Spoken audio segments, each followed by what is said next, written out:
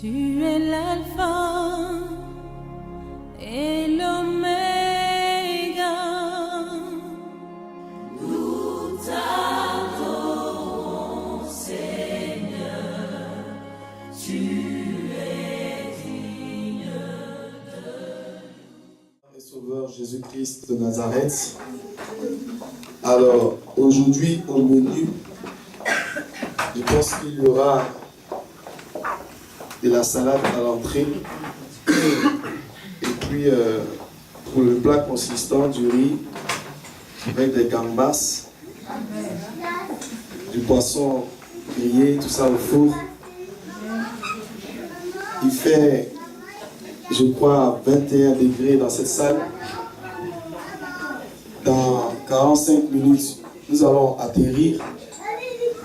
Donc, l'hôtesse de l'air, le chef des stewards qui vous a conduit ce matin, c'est le serviteur Hassan Yoboué. Et moi, je suis le commandant de bord, le pasteur Serge Aouya, le pasteur de cette église. Nous sommes une jeune église, comme vous le constatez. Ça fait déjà un mois seulement. Depuis le 14 octobre que nous sommes à Saint-Denis ici. Nous avons notre grande église à Vitry-sur-Seine. Donc, notre pasteur fondateur est le pasteur Serge Kassi. Il fait beaucoup. Il est en Suisse, il est sur Paris, il est à Londres, il est en Côte d'Ivoire, dans les pays. Et j'aimerais vraiment qu'on se tienne tous debout pour prier pour cet homme parce que Dieu l'utilise puissamment.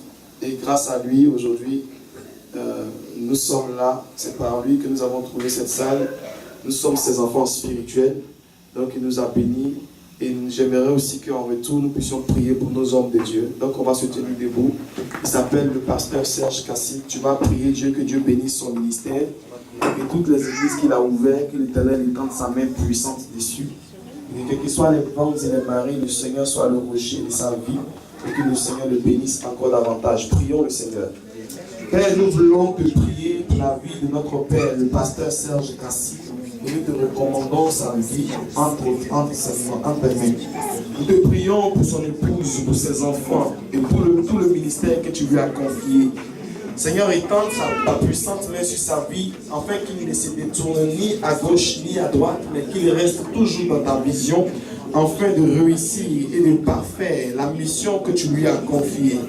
Nous te bénissons pour notre vie, de ce que nous sommes sortis, Père Tout-Puissant, de ces entrailles spirituelles, Papa. Et nous voulons te bénir, Père Tout-Puissant, d'avoir fait de nous, ces enfants spirituels. Alors nous prions que tu bénisses toute la mission évangélique de l'unité, Père Tout-Puissant, Père, et que l'arbre de la mission évangélique étende ses branches dans toutes les nations, Papa.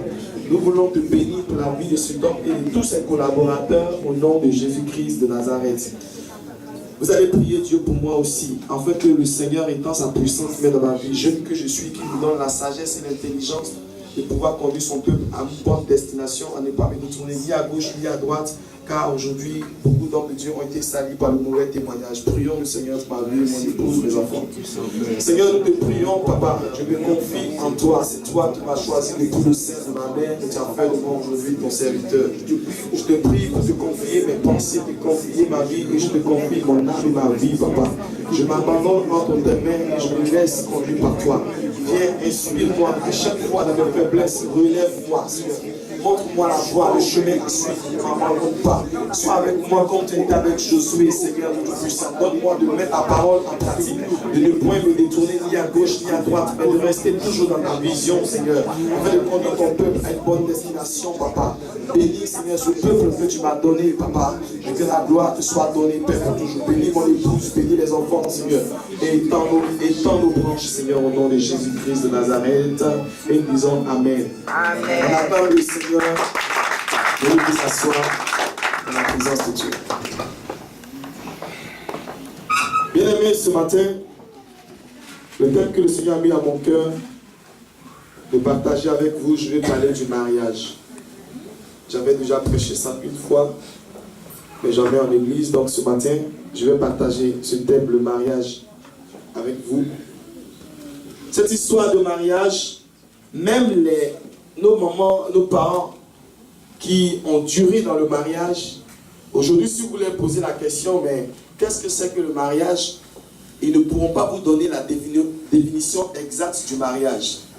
C'est quelle histoire où les jeunes filles cherchent à se marier, les jeunes hommes veulent se marier, les mamans veulent se marier, les vieilles personnes même veulent se marier. C'est qu'il y a un fondement. Il y a une base. Aujourd'hui, dans la société, les homosexuels sont en train de se battre pour qu'on légalise les situations de mariage. Et ils ne sont pas dans le plan de Dieu. Parce qu'à la base, c'est pas ce que Dieu avait établi pour l'homme. Mais pour dire que si les païens même parlent du mariage, c'est que c'est important dans la vie d'une personne. Et Christ lui-même, avec son Église, parle de mariage. Nous sommes l'épouse, nous chrétiens, nous sommes l'épouse de Jésus-Christ de Nazareth et Christ est l'époux et il viendra nous chercher.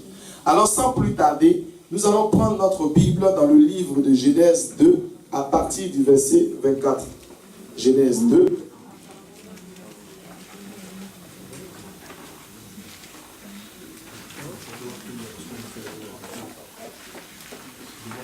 Genèse 2, 24.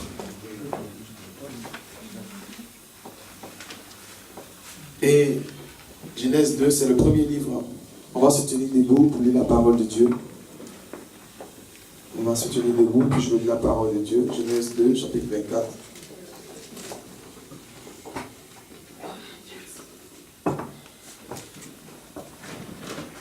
L'Éternel, c'est pourquoi l'homme quittera son père et sa mère et s'attachera à sa femme et ils feront qu'un.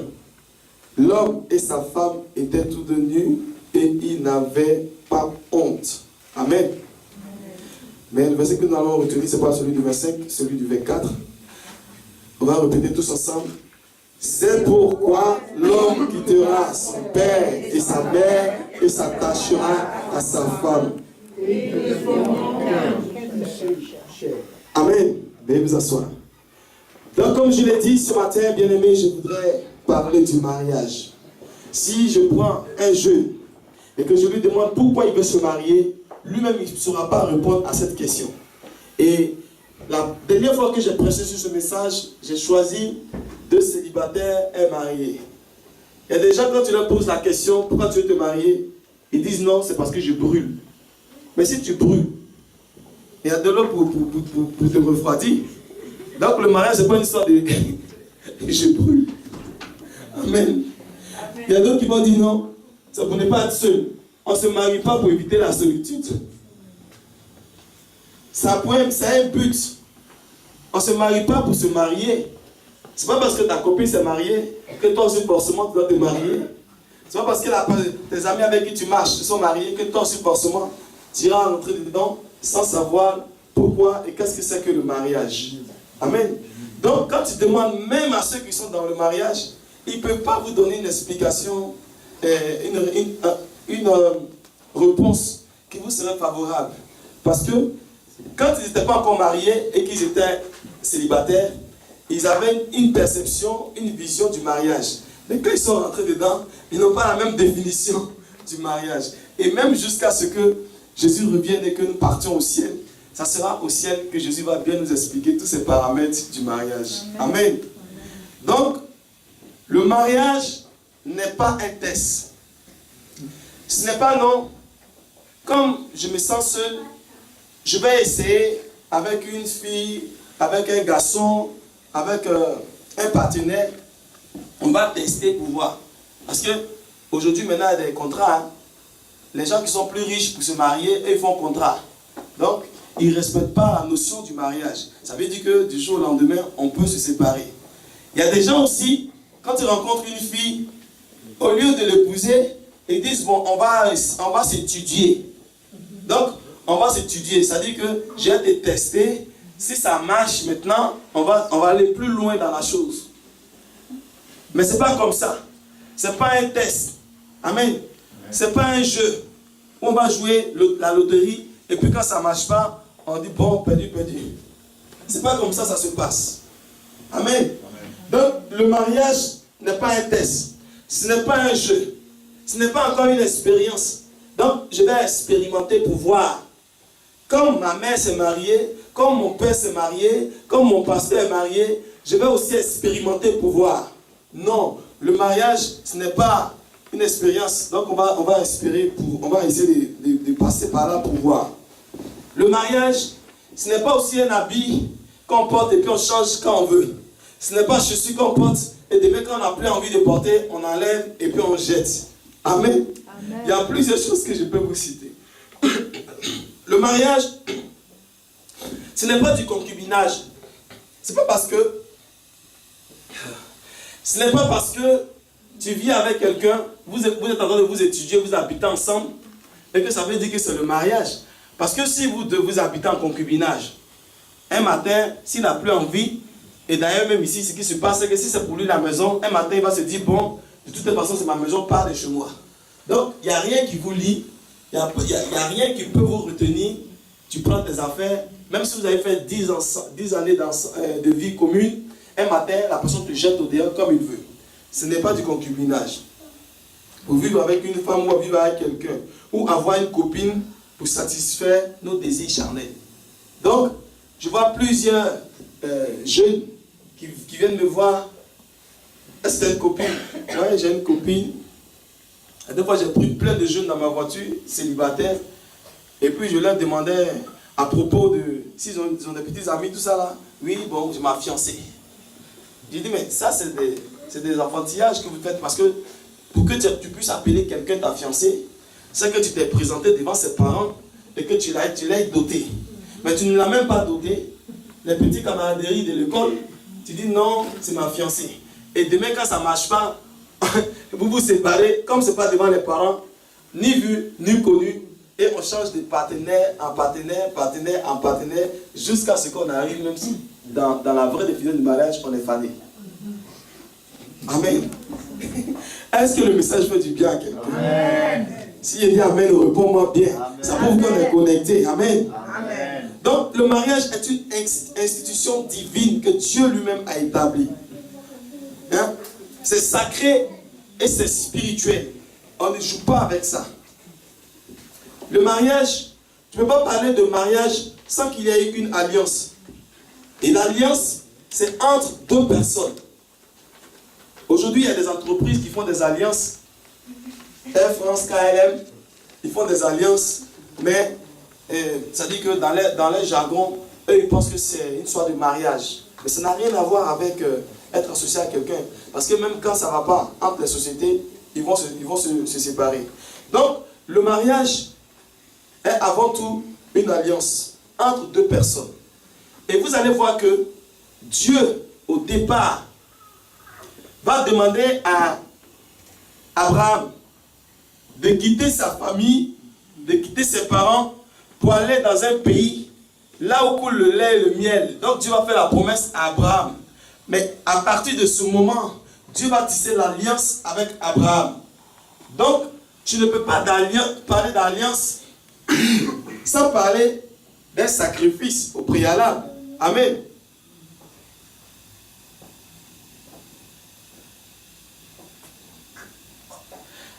Le mot alliance en hébreu veut dire couper.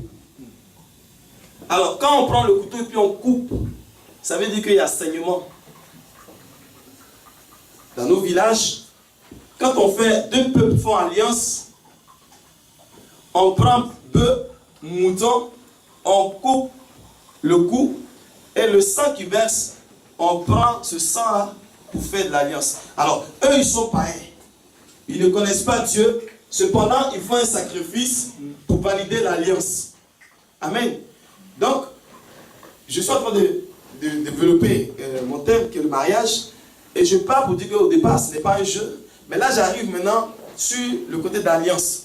Donc, pour dire que le mariage, c'est une alliance. Et tu ne peux pas parler d'alliance sans qu'il y ait sacrifice au départ. Dieu fait l'alliance avec Abraham. Cependant, il demande à Abraham d'aller sacrifier son fils. Est-ce que vous voyez? Donc Dieu, il fait l'alliance avec Abraham et il demande à Abraham d'aller sacrifier son fils. Mais il n'est pas assassin, donc il ne va pas permettre que le fils d'Abraham meure. Mais il va prendre un bélier pour mettre à la place le sacrifice. Maintenant, Dieu tisse alliance avec nous. Mais Dieu lui-même donne son fils Jésus-Christ pour mourir à la croix, pour que son sang verse pour nous. Il a fallu que Dieu fasse un sacrifice pour que nous puissions rentrer dans l'alliance. Sinon, nous étions tous des païens. Le païen, c'est celui qui n'est pas juif. Donc, celui qui n'est pas juif, il est païen. Mais à cause de Jésus-Christ, du sacrifice de Christ, nous sommes rattachés à l'alliance. Amen. Donc, il y a eu effusion de sang. Alors, dans le passage que nous avons lu, on dit, l'homme quittera son père et sa mère pour s'attacher. Donc, tu ne peux pas parler du mariage s'il n'y a pas de séparation au préalable. Je vais m'expliquer. Quand Dieu dit, l'homme quittera son père et sa mère, dans la réalité, vous remarquez que quand on se marie, on ne reste plus chez les parents. Mais on va vivre chez nous, avec notre mari et notre femme, et puis on fait nos enfants. Mais est-ce qu'en réalité, on est séparés des parents? La preuve en est que quand ça chauffe, on va toujours voir les parents. À chaque fois qu'on a des soucis, on va voir les parents. Je ne suis pas en train de parler d'une séparation physique, mais une séparation spirituelle. Vous allez voir que tous ceux qui se sont mariés, tu ne peux pas te marier si tu n'étais pas séparé de certaines choses. Et le père et la mère dans ce monde, c'est tout ce qui nous tient à cœur. Il y a des femmes même qui sont mariées, mais disent, tu ne peux pas te mettre entre ma mère et moi. Tellement elle aime sa maman. Tellement elle aime son père. Donc, Dieu va nous amener d'abord, si tu veux te marier, il faut que tu fasses ce sacrifice à te séparer de ce qui te coûte cher dans ta vie. Nous avons accepté Jésus-Christ, il est mort pour nous, mais pour que nous puissions gagner le ciel et être appelés épouses de Jésus-Christ, il a fallu que nous nous séparions de tout ce qui nous tenait à cœur. Nous nous séparions du péché. Avant, tu avais 2, 3 gars. Tu pouvais gratter un peu ici. Quand fait du mois est chaud, gratter un peu ici. Quand c'est chaud, gratter un peu ici. Si on ne comprend pas, ça veut dire que tu as 3 maris. Quand la fin du mois arrive, que tu n'arrives pas à joindre les 2 bouts, tu vas ici, celui-là paye la maison, l'autre paye les assurances. Ça, c'est quand tu ne connaissais pas Dieu. Donc, ceux qui me regardent aussi dans la vidéo, je pense qu'ils me comprennent. Maintenant, nous sommes en Jésus-Christ. Et ça, c'est des choses que nous devons nous séparer. Amen. Un jour, une soeur est venue me voir et dit, pasteur, il faut prier pour moi pour que je me marie. Quand j'ai posé mes mains sur elle, je vois qu'elle a 3 copains. Alors je lui dis, mais tu veux te marier, mais dans ces circonstances, ce n'est pas possible.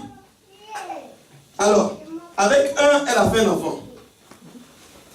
Mais lui, il est raté. Il y a un autre, lui, il donne, mais il n'est pas prêt pour se marier. Ça veut dire qu'il donne de l'argent. Bon, il y a un autre aussi, lui, son plan, peut-être c'est sur le plan sexuel. Donc, dans tout ça, qu'est-ce que tu veux?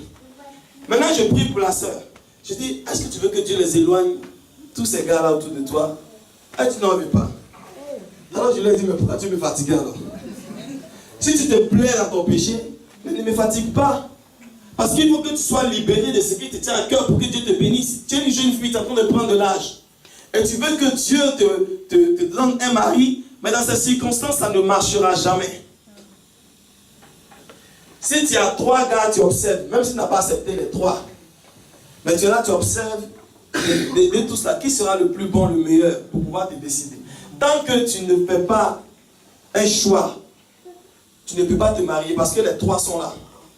Donc, il faut te séparer pour t'attacher. Il faut couper d'abord pour t'attacher à quelqu'un d'autre que Dieu t'a donné. Amen. Amen. Quand on ne connaissait pas le Seigneur, on a eu plusieurs copains, copines dans nos vies. Et moi-même qui vous parle, je glissais, je me relevais, je tombais, je me relevais. Et pour me marier, c'était compliqué. Mais il a fallu que je décide moi-même de ne plus amener femme chez moi, de vivre une vie de sanctification. Et dès l'instant où j'ai commencé à ne plus inviter les soeurs chez moi, à ne plus avoir de copine, copain, le Seigneur va maintenant me dire, je peux maintenant te bénir. Et c'est après ma sortie de 7 jours que Dieu m'a envoyé 3 mois après mon épouse. Amen. Mais tant que j'étais dans les pacha, à gauche, à droite, ça ne peut pas marcher.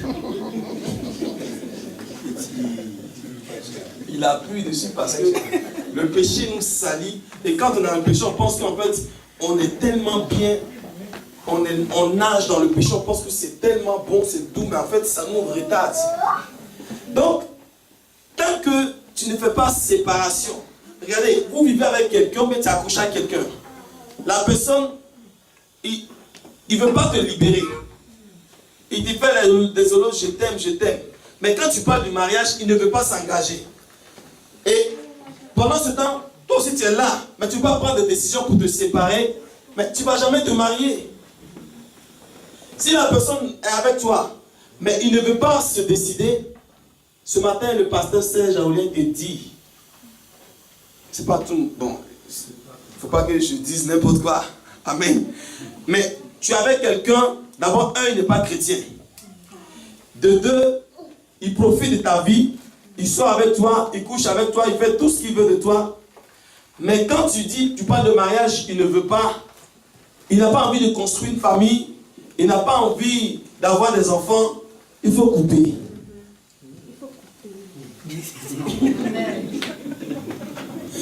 Je veux dire par là qu'il faut te séparer de cette personne.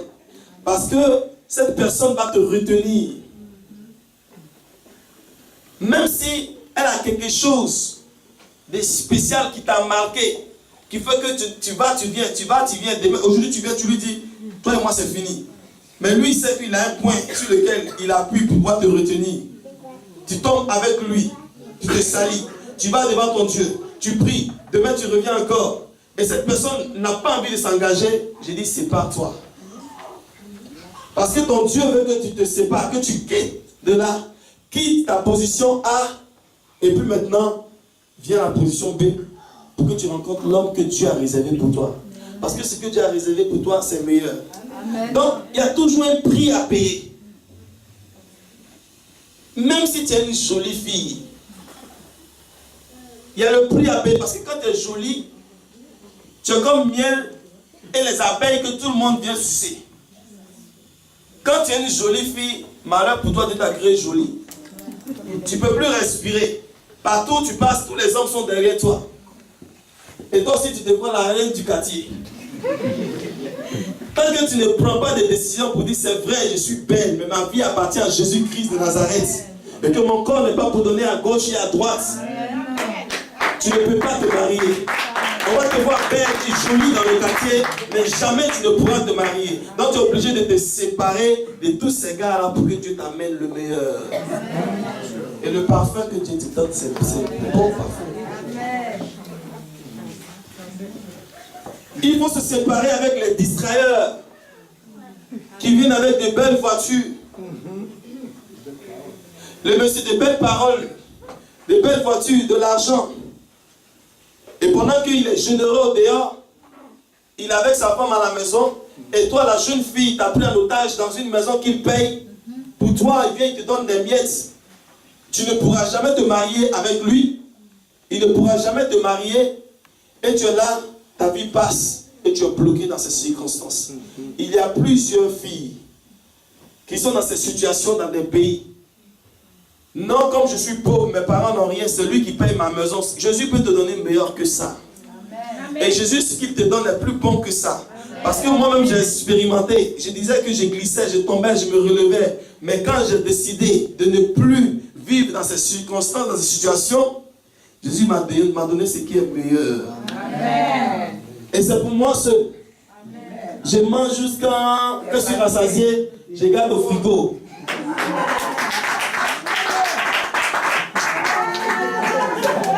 Acclame le Seigneur. Un message comme ça.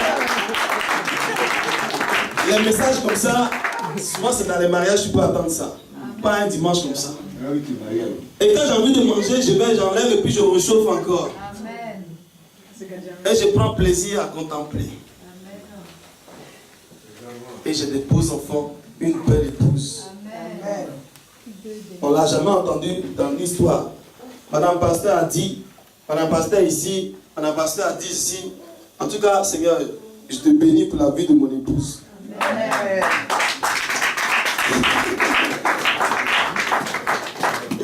Je t'aime. Amen.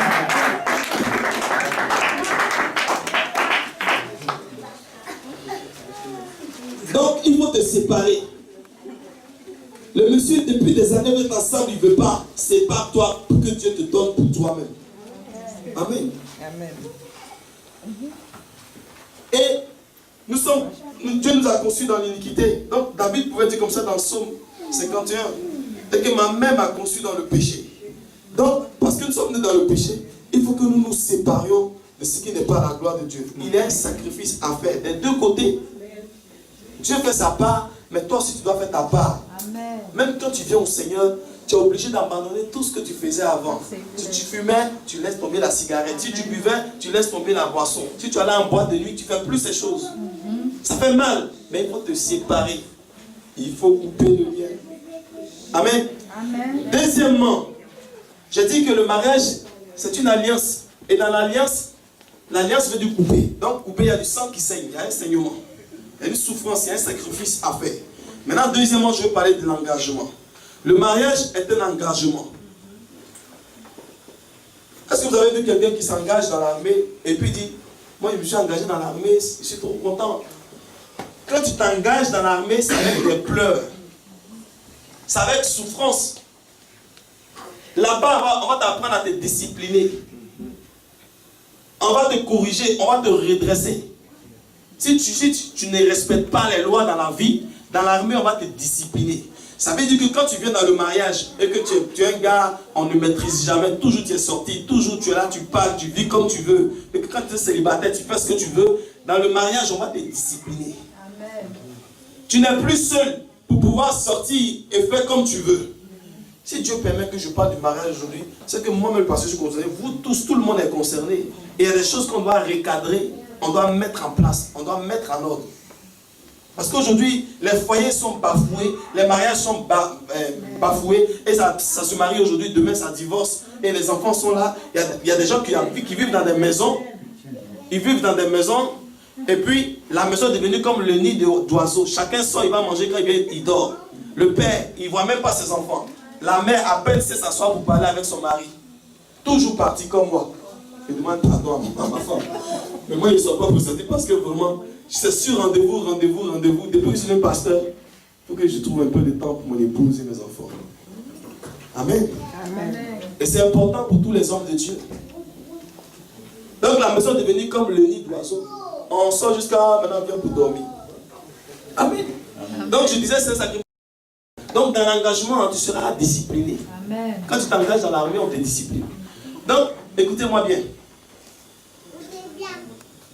Quand tu t'engages à SFR ou à Orange, c'est un engagement où on te dit, chaque mois tu dois payer 45 € pour ta facture, mais quand tu ne payes pas aussi, on t'envoie les huissiers. Amen.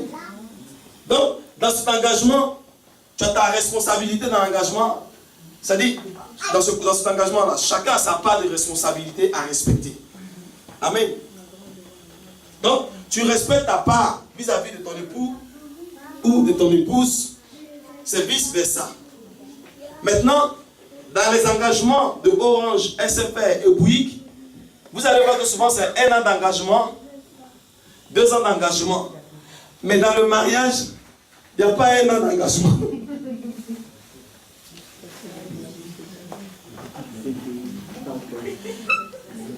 Non, dans le mariage, quand on va sur le plan engagement, ce n'est pas une histoire de Dieu, on va faire 1 an pour voir si ça ne marche pas, on va se séparer. Non, c'est pour la vie. C'est pourquoi Dieu dit qu'il n'est pas bon que l'homme sépare ce que Dieu a uni.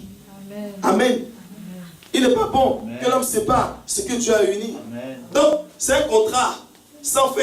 Mais regardez même, quand on va à la mairie, ou bien quand on vient à l'église, tu prends un micro, on dit, fais ton vœu à ta femme. Chérie, je décide de t'épouser dans le meilleur comme pour le pire, jusqu'à ce que la mort nous sépare. C'est une histoire de la mort qui doit nous séparer.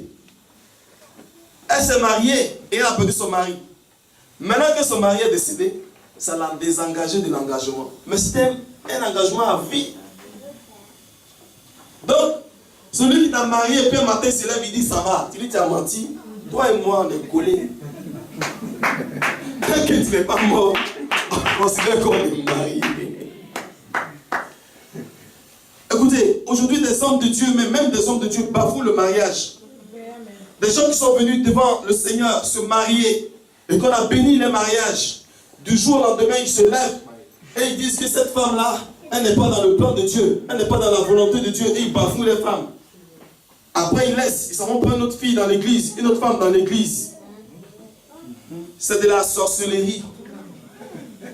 C'est de la sorcellerie. La femme que tu as priée et que tu dis Dieu t'a donné, toi-même tu es pasteur, tu lis la Bible et la Bible te dit qu'on ne divorce pas. Si tu fais cela, tu es dans le péché et tu dois te repentir. Parce que dans cet engagement-là, c'est un engagement à vie. Alors Dieu me dit que c'est parce que je ne suis pas dans ton couple que je ne te comprends pas. Mais c'est à cause de ta convoitise que tu as laissé ta femme. Parce que la Bible dit que c'est notre désir charnel, nos passions charnelles qui nous entraînent dans la convoitise. Et quand même, à force de regarder les autres femmes, tu commences, tu as ta femme, tu ne prends pas soin d'elle. Maintenant tu regardes une autre femme. Tu regardes, tu oublies que celle que Dieu t'a donnée, elle a tous ses atouts. Et finalement, tu commences à trouver maintenant les défauts dans la vie de ta femme, à la banaliser, à la négliger. Mais finalement, tu vas arriver au divorce. Donc, c'est nos convoitises. À toute chair, tout homme, puisque le péché est en nous, et Christ est venu nous délivrer de cela. On ne peut pas nous empêcher de regarder une belle femme ou bien de convoiter. Mais dès l'instant où tu sens que tu es en train de convoiter, demande le sang de Jésus de purifier tes pensées. Amen. Et regarde bien ton épouse, regarde bien ta femme, tu vas réaliser qu'il y a quelque chose de parfait, de bon en elle. Parce que ce que tu vois sur l'autre, c'est passionnel. Mais ce qui est passion, après. Donc tu changes. Quand ça ne t'arrange pas, tu changes. J'ai dit le mariage c'est un engagement. C'est pas abonnement d'un CFR où on fait 2 ans et puis on arrête. Et d'ailleurs même souvent on fait 2 ans, on ne va pas jusqu'au bout. L'homme n'aime pas aller jusqu'au bout de ses responsabilités. Donc, c'est un engagement à vie. Avant de divorcer, il faut réfléchir. Il faut parler. Il faut dialoguer. Tu ne parles pas, tu ne dialogues pas. Tu t'es marié, maintenant tu es assis. Et tu es fâché seul dans ton coin, tu ne dialogues pas. Amen. Ouais.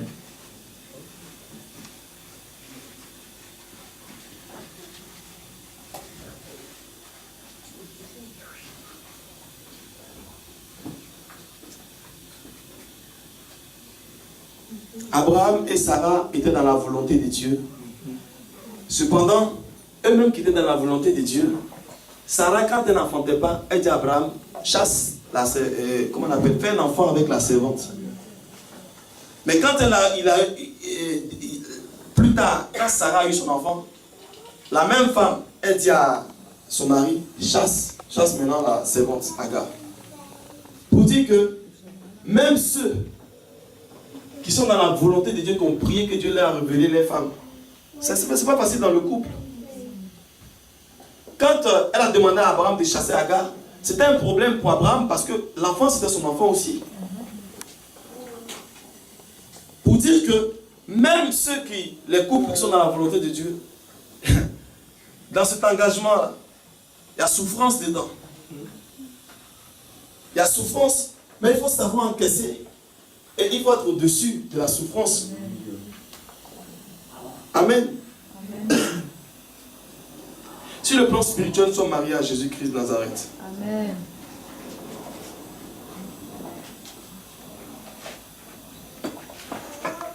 Ce n'est pas une histoire d'aujourd'hui.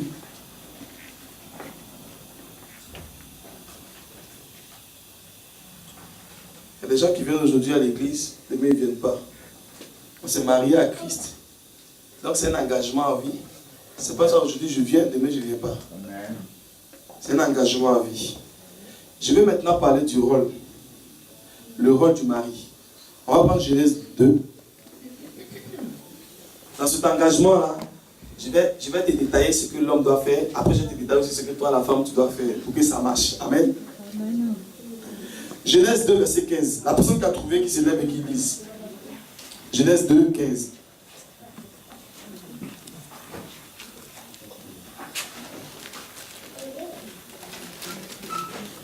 Genèse 2, verset 15. L'Éternel Dieu prit l'homme et le plaça dans le jardin d'Éden pour le cultiver et pour le garder. Okay.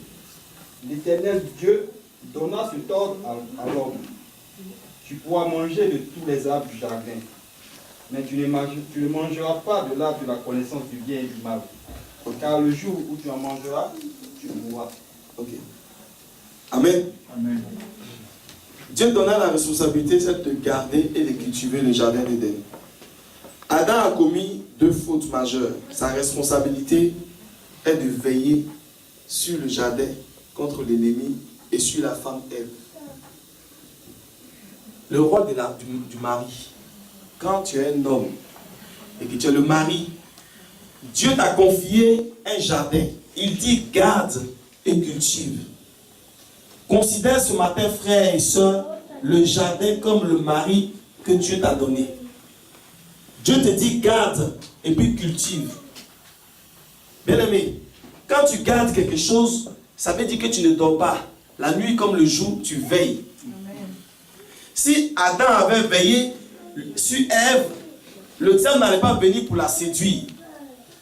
Tu t'as veillé sur ton mari, tu t'as veillé sur ton mari d'abord. Une petite fille n'allait pas passer derrière pour venir te raser.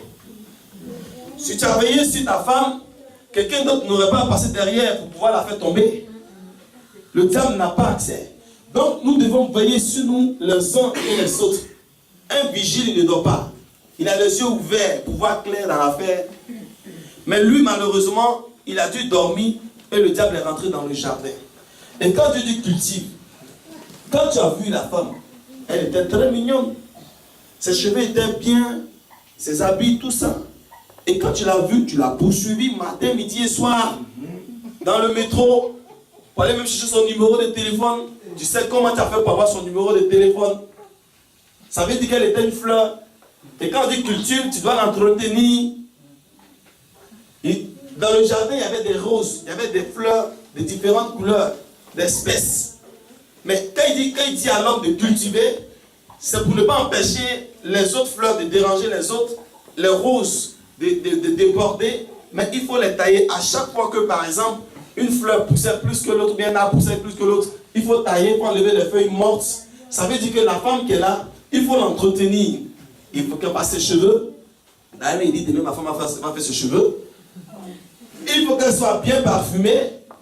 Acheter un bon parfum pour sa femme. Il faut qu'elle soit bien habillée. Ce que tu aimes au dehors et que tu apprécies, il faut faire aussi pour ta femme. Comme ça, si tu aimes les strings, va acheter les strings. Si tu aimes les nuisettes, mais va acheter les nuisettes. Et puis pendant que tu as assis derrière ta télé, tu dis chérie, tu te mets en nuisette. Et puis elle passe devant toi. C'est tout ça là qui veut qu'on pêche. Alors qu'on a tout. Ne soyez pas choqués parce que j'aime parler à mon peuple. Hein? On est entre nous. Amen. Amen. Dieu dit, cultive. Quand on va cultiver, là, il y a un entretien à faire. Il y a un travail, un nettoyage. Si la femme a un caractère que tu n'apprécies pas, c'est à toi de façonner, de l'amener à ce que tu aimes. Sur l'homme aussi. Parce que tu l'as vu, il est trop broussard. Il n'est même pas gentleman. Ou bien il n'est pas... Il n'est pas calé. Il n'est pas quoi? Il n'est pas calé. Il y a des hommes qui sont durs. Il n'est pas dur. Il y a des hommes, ils ne savent jamais dire je t'aime à leur femme. Ils n'ont jamais dit ça de leur bouche. Ils ne sont pas calés. Même si la femme leur a donné un verre d'eau, ils ne savent même pas dire merci. Ça veut dire que dans leur vie, ils sont toujours durs. Quelqu'un donne même un cadeau dans la vie, ils ne savent même pas être reconnaissants. Hein? Ils sont durs comme ça, ils ne sont pas câlins. Il est assis devant l'ordinateur. Elle vient pour sa main sur... Oh, laisse-moi. Ah! Elle t'appelle, elle dit, chérie, allons à dormir. Oh, j'arrive. Ils sont même pas calés. Dès qu'elle vient, ah, tu ne vois pas que je suis occupé. Tu ne vois pas que je... Mais c'est vrai que ça nous arrive à nous tous. Il faut qu'on prenne soin de nos femmes. Ça ne coûte rien, on ne paye même pas 1 euro pour donner un peu d'amour et des câlins. Mais ici en Europe, on a vu que même les Blancs surtout, eux, même quand ils sont vieux, bras dans bras, yeux dans yeux, même le papy n'a pas de dents, mais il embrasse sa chérie. Et nous, les hommes noirs, blacks, au lieu de cultiver cela, de donner un peu d'amour à nos femmes, on a rendu nos moments tellement difficiles, durs, que tu vois la femme noire, son cœur, tellement les trucs blessés, bafoués, refoulés. Ça fait que même quand elle va au travail, ça se reflète sur elle. Quand tu regardes une femme, la façon dont elle a fait ses cheveux détermine comment elle a dormi la nuit, si elle a bien dormi ou pas.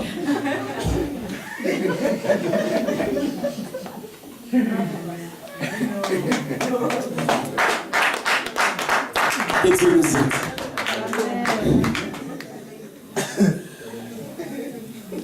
Nous allons prendre Éphésiens 5, verset 5. Éphésiens 5, verset 5, celui qui a trouvé qui lise.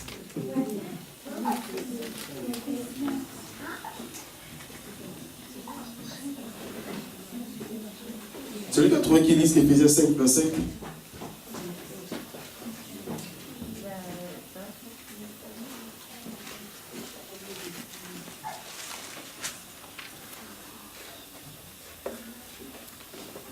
La parole du Seigneur.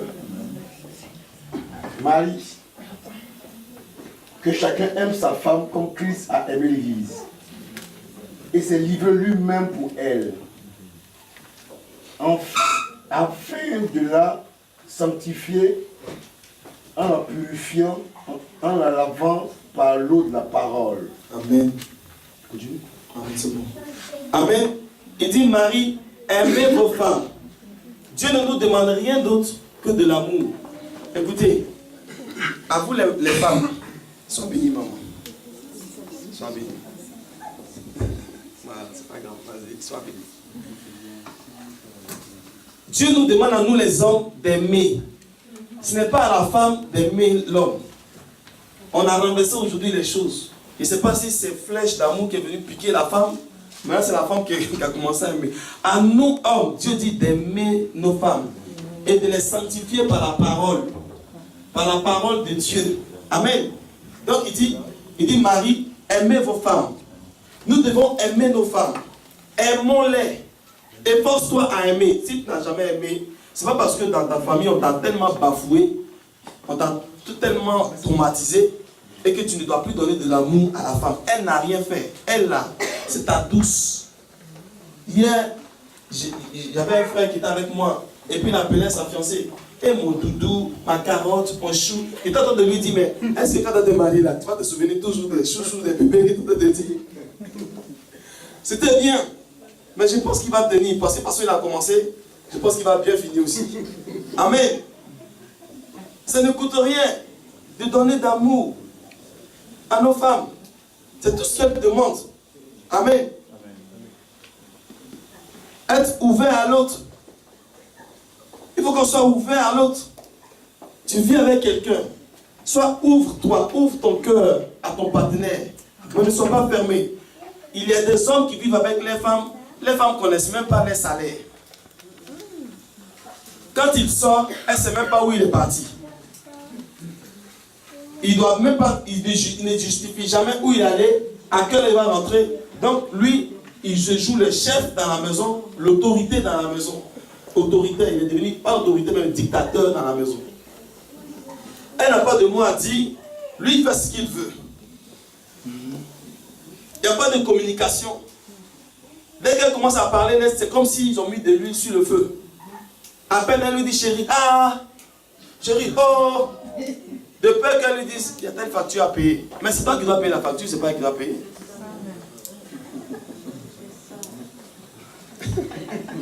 Les hommes n'aiment pas. Et c'est ça. Et c'est pas quand une fois on présente des factures.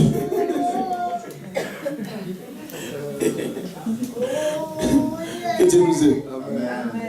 L'homme doit prendre des décisions. Amen. C'est le mari de prendre des décisions familiales et la responsabilité. Après consultation avec sa femme, le mari a la responsabilité de prendre les décisions finales et agir. Amen. Si tu es avec quelqu'un depuis, il ne prend jamais de décisions. C'est pas si tu agis un matin. Pour te poser des questions si c'est vraiment l'homme que Dieu t'a donné. Lui, ses responsabilités qu'il doit prendre, il ne les prend jamais. Maintenant, c'est la femme. Amen. Donc, vraiment, à l'homme doit revenir la dernière décision. C'est pourquoi, souvent ma femme m'appelle. C'est en train de me délivrer moi-même la parole que je suis en train de vous donner. Je m'appelle. Je voulais avoir ton avis sur ça. Mais elle le fait toujours et j'ai béni le Seigneur pour sa vie. Parce que tout ce qu'elle fait, elle m'appelle quand même pour avoir sa décision. Des fois, même si c'est simple qu'elle peut prendre même elle-même la décision, elle va m'appeler. Mais je pense qu'il a changé ma façon souvent de te répondre, chérie. Elle dit, mais c'est bien. Il dit, mais c'est bien. Mais il fallait décider depuis. Je vais prendre ma part de responsabilité. Amen. Amen. On doit nourrir nos femmes et les chérir. Il y a des hommes qui vivent avec des femmes. Elle a mangé, elle n'a pas mangé, ce n'est pas son problème. Il se dit qu'elle a l'argent. Il se dit qu'elle travaille. C'est-à-dire, il ne paye rien dans la maison pour qu'elle mange. Il y a un frère qui aime beaucoup marcher avec moi. Il dit, lui, il aime beaucoup préparer à la maison. Ah, mais il prépare aussi. Il fait sauce claire, sauce arachide, du riz, tout ça là. Mais ma femme dit que comme elle est enceinte là, elle ne mange plus, tout ça là. Donc, ils sont en train de réfléchir. Qu'est-ce qu'il fait comme les bouscules blancs? Il faut que la femme mange. Parce qu'elle, elle va prendre l'argent où? Quand j'imagine nos mamans qui sont en Afrique, mais elles ont souffert. Le père ne lui donne pas de l'argent. Mais elle va nourrir au moins 10 personnes dans la maison. Il y en a même 30 personnes. Pour le père qui est célèbre, ou bien qui est populaire en faisant des enfants. Tu es l'alpha et l'oméga. Nous t'adorons, Seigneur. Tu es digne de louange. Tu es l'alpha et l'oméga. Nous t'adorons, Seigneur.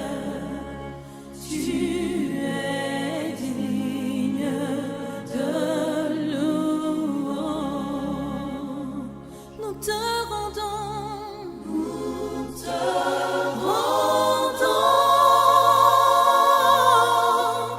toute la gloire. Nous t'adorons, Seigneur. Tu es digne de louange. Nous te rendons, toute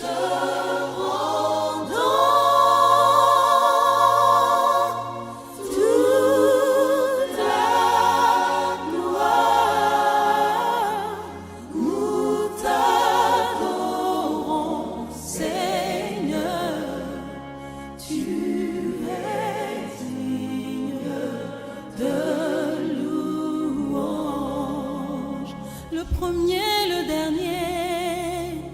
Tu es l'alpha et l'oméga. Nous t'adorons, Seigneur. Tu es digne de louange. Nous te rendons